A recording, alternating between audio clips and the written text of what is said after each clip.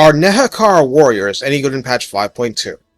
This unit was conceived as a middle ground between skeleton warriors and tomb guard, and it certainly is that. Fair warning, auto-resolve has a personal grievance against this unit.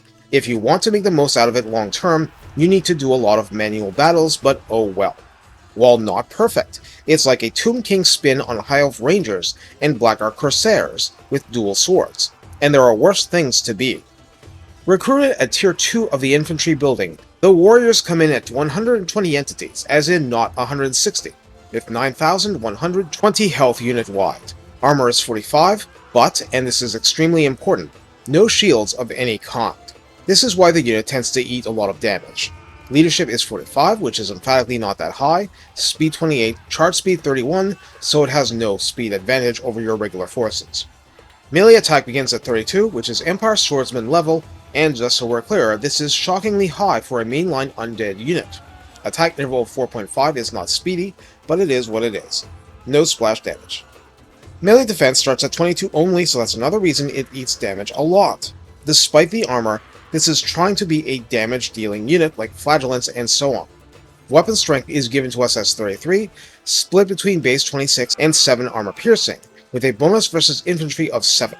Now, 7 isn't a ton, and raising weapon strength to an even 40 is not a huge change, but 32 going up to 39 against basic infantry really does make this into a cheap infantry mulcher, and therefore plausible in its intended role.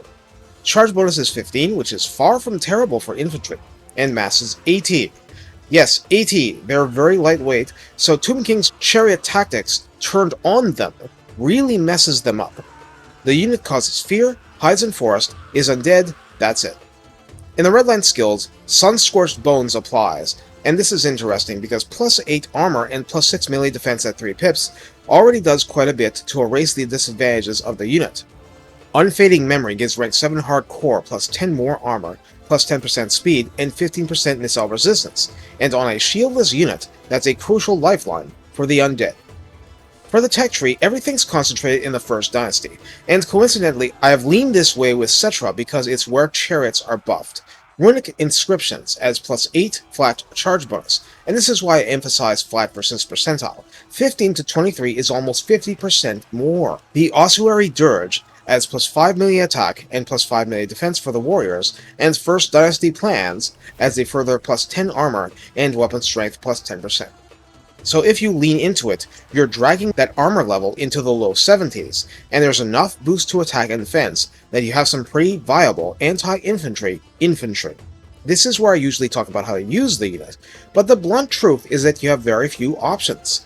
This unit is going to get hosed against any competent charge and any monstrous unit, which is something you should plan around, because if you have this unit instead of even basic skeleton spearmen, it's going to get targeted, and counterplay is available. Point being, for anti-chaff, like for chewing up vampire count chaff units in a settlement garrison in the tight quarters of a siege, it's just fine, even without any upgrades whatsoever, though you might want the Tomb King nearby for the extra buffing. Against low-tier infantry without lots of armor, the unit ranges from competent to vicious, depending on how much you've invested in it. Also, don't underestimate the tricks you can pull in a faction with magic. Bottom line, this is the curveball in your infantry arsenal, despite its easy availability, providing bite that your regular skeletons just don't provide.